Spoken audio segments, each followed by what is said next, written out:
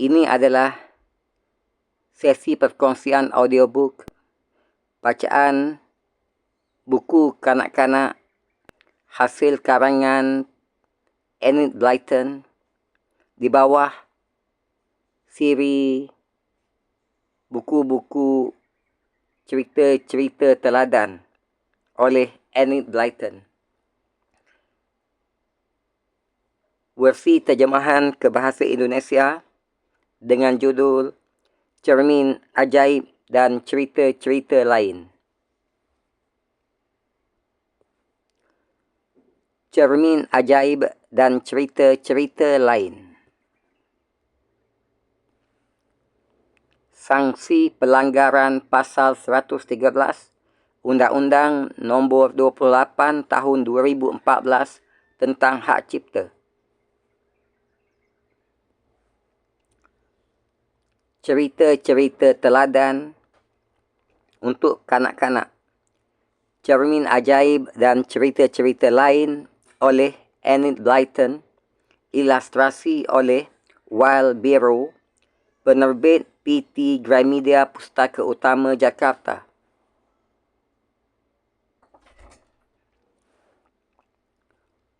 Judul asal bagi versi asal di dalam bahasa Inggeris adalah The Magic Mirror and Other Stories by Enid Blyton, copyright 1950, text by Darrell Waters Limited, copyright 1983, illustrations by The Hamlin Publishing Group Limited, all rights reserved. Versi terjemahan ke bahasa Indonesia dengan judul Cermin Ajaib dan Cerita-cerita Lain oleh Enid Blyton 616141015. Hak Cipta Terjemahan Indonesia PT Gramedia Pustaka Utama. Alih bahasa Indri K. Hidayat.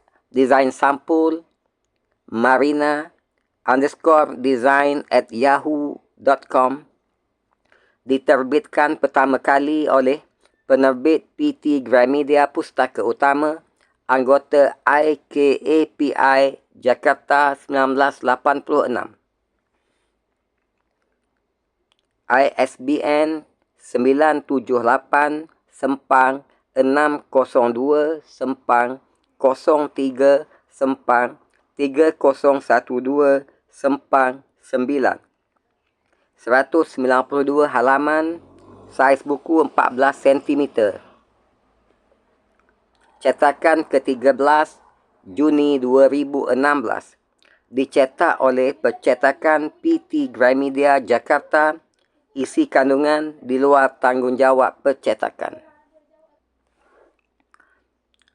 Cerita-cerita teladan yang terkandung di dalam buku Cermin Ajaib dan Cerita-cerita Lain oleh Enid Blyton ini adalah Cermin Ajaib, boneka paling agung, anjing yang tahu membalas budi, gadis berupa buruk, anak kambing yang lincah, Lucy Periang dan Diki yang membosankan, dan Pak Licik. Cerita teladan keempat di bawah buku Cermin Ajaib dan Cerita-cerita Lain. Gadis berupa buruk. Gadis berupa buruk. Wajah Kathy tidaklah cantik. Rambutnya tipis dan lurus sekali. Matanya berwarna pucat. Begitu pula pipinya.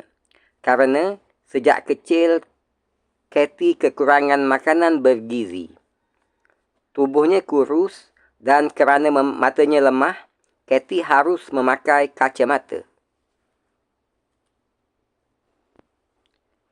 Bajunya tidak pernah pas pada tubuhnya. Kadang-kadang kebesaran dan kadang-kadang kekecilan. Maklum, baju yang dipakai Kathy adalah baju bekas orang lain. Itu pun sering bertisik dan bertambal. Sebab ibu Kathy sangat miskin dan anaknya ramai. Ketika pertama kali masuk sekolah, Doreen memandang jijik pada gadis yang buruk rupanya itu. Astaga, katanya kepada Freddy. Apa kerja gadis itu di sini? Alangkah jelek rupanya. Dan pakaiannya, seperti gombal. Aku senang pada Katie, ucap Freddy dengan segera. Nanti sore ia kuundang minum teh di rumahku. Semua anak senang pada Katie. Aneh, fikir Doreen. Mereka senang berteman dengan gadis miskin yang pakaian dan wajahnya jelek seperti itu. Apa sebabnya? Katie baik, jawab Alice ketika Doreen bertanya mengapa ia selalu ingin duduk di samping Katie. Lalu Doreen bertanya kepada Jim, mengapa Jim selalu pulang bersama-sama Katie dan tidak pernah bersamanya? Yah, Katie sangat manis, ucap Jim. Tapi dia kan tidak cantik dan lagi bajunya kumal bertambal-tambal, kata Doreen. Aku sih tak mau dilihat orang berjalan bersama anak semacam Katie. Hal-hal seperti itu tidak ada lagi artinya bila dibandingkan dengan kebaikan Katie, ujar Anne. Aku tak pernah memperhatikan pakaiannya yang usang dan wajahnya yang kurang cantik. Aku merasa senang bersamanya kerana dia selalu berlaku manis. Tak masuk akal, fikir Doreen. Masa kebaikan bisa menutupi wajah buruk dan pakaian jelek? Menurutku Katie menjijikkan. Katie memang baik hati. Dialah yang paling cepat memberi pertolongan bila ada seseorang terjatuh. Dialah satu-satunya yang membawa anak itu masuk dan merawat lukanya. Katie sering tinggal di sekolah menemani anak yang dihukum kerana pekerjaannya buruk. Katie tak segan-segan membantu mereka. Di rumah Katie tidak ada kebun bunga yang indah seperti di rumah teman-temannya. Itulah sebabnya Katie tidak bisa membawakan bunga yang bagus untuk Bu Guru Brown di kelas. Walaupun demikian, Katie sering pergi ke hutan dan memetik bunga-bungaan liar. Ia bangun pagi-pagi sekali, lalu mencari jamur atau buah beri hitam untuk Bu Guru Brown. Kau benar-benar seorang anak yang manis, Katie, ujar beliau.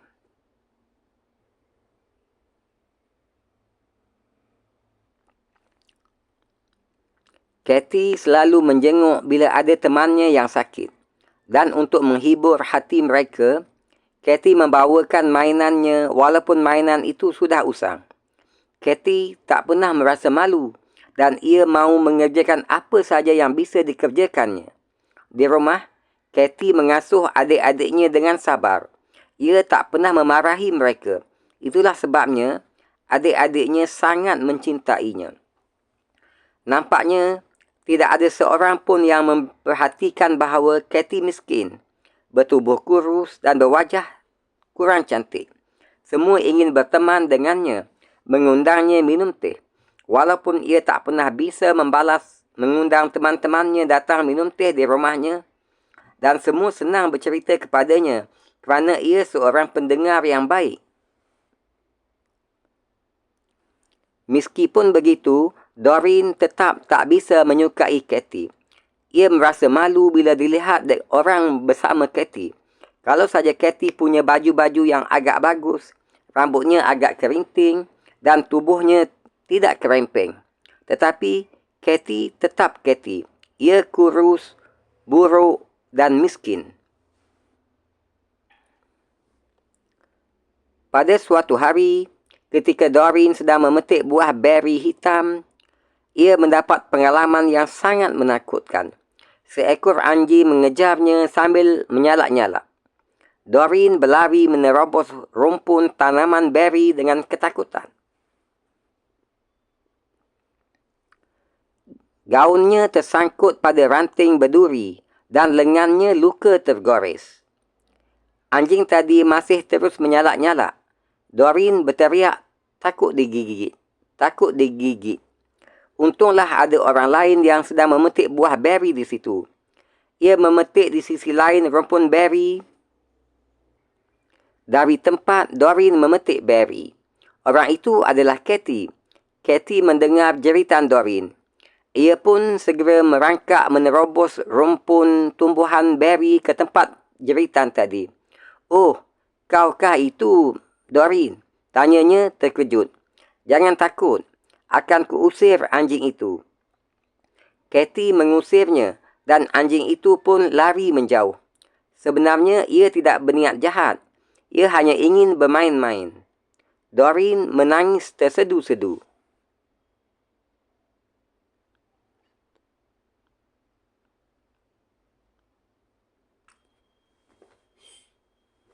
"Lihatlah gaunku," katanya. "Sobek di mana-mana. Dan lihat pula tangan dan kakiku, penuh dengan goresan berdarah. Bukan hanya itu, buah beri hasil petikanku sepagi tadi jatuh dan rosak semua."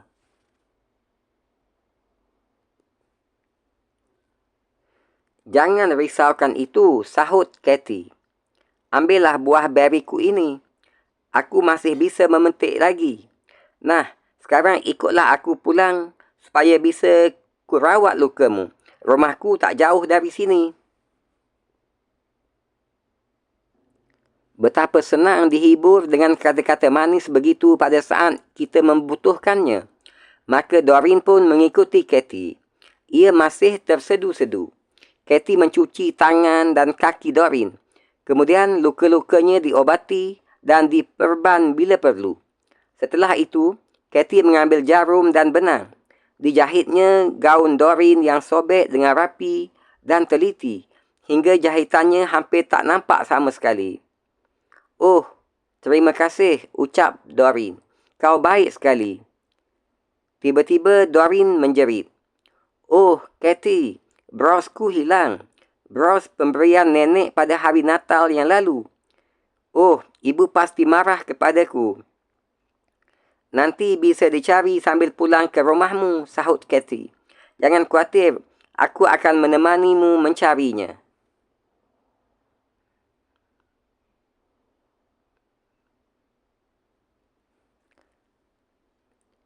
Mereka keduanya pun pergi dari rumah Katie dan mencari bros Doreen di sana-sini. Di sepanjang jalan, tiba-tiba Katie melihatnya. "Itu dia," serunya sambil berlari ke antara rumput-rumput yang tinggi. "Kulihat ada sesuatu yang berkilau-kilauan."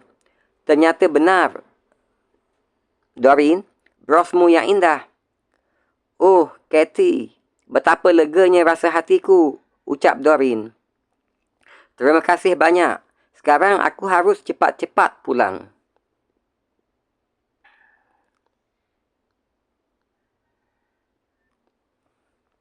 "Nih, bawalah keranjang buah beriku," Katie berkata. "Tidak apa-apa, punyamu sudah tercecer dan rosak semua. Aku masih bisa memetik lagi. Ambillah punyaku, Doreen. Aku tak keberatan.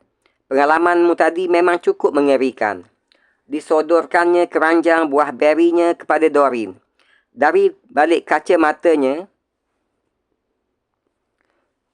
mata Katie bersinar lembut dan lurus dan tulus.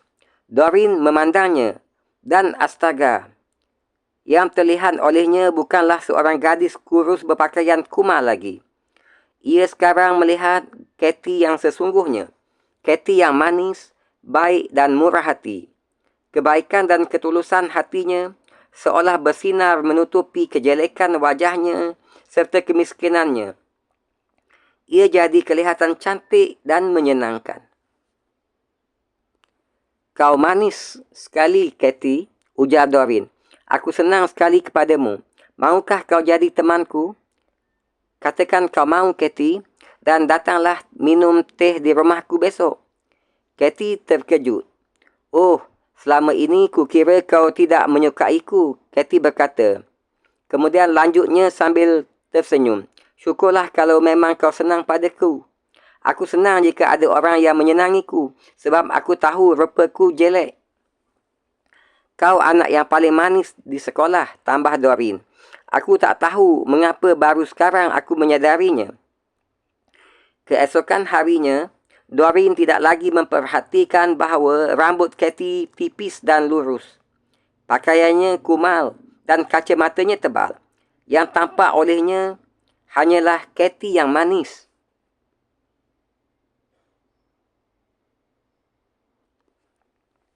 Kathy yang dicintai oleh semua teman di sekolahnya. Lucunya, ketika ada murid baru yang mengatakan betapa jeleknya tampang si Kathy, Doreen marah sekali. Apa maksudmu? Katanya. Aku menyukai Kathy. Kathy anak yang baik. Betapa senangnya bila ada teman yang mengatakan begitu mengenai diri kita. Sehingga bertemu lagi di dalam satu lagi sesi perkongsian audiobook cerita-cerita teladan oleh penulis terkenal Enid Blyton. InsyaAllah, di dalam sesi perkongsian cerita-cerita teladan yang berikutnya, akan kita kongsikan pula cerita kelima yang terdapat di dalam buku cerita-cerita teladan, Cermin Ajaib dan cerita-cerita lain oleh Enid Blyton dengan judul Anak Kambing yang Lincah. Semoga daripada sesi-sesi perkongsian audiobook, bacaan buku-buku kanak-kanak oleh Enid Blyton akan dapat sedikit sebanyak kita ambil teladan, iktibar, pengajaran daripada kisah-kisah teladan tersebut untuk kita jadikan panduan dan pedoman dalam kita menjalani kehidupan kita sehari-hari. InsyaAllah.